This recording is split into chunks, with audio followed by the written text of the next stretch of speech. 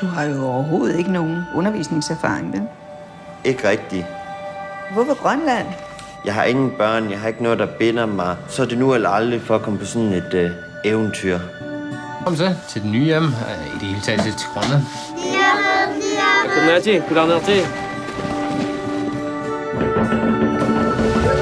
Jeg hedder Anders Lidegaard.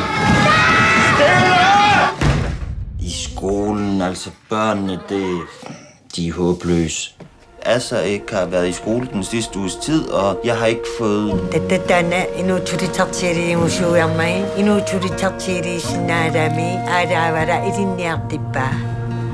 Altså, kan jeg lige så godt til hjem? Så tag hjem til Danmark, skide røvhul.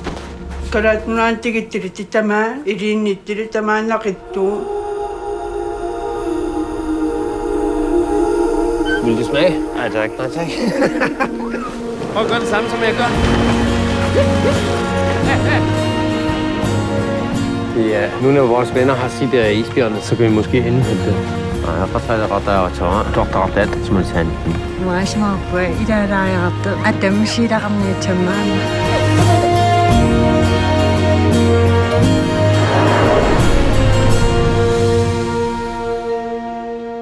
Hvad så? Vil du stadig gerne tilbage til Danmark, eller?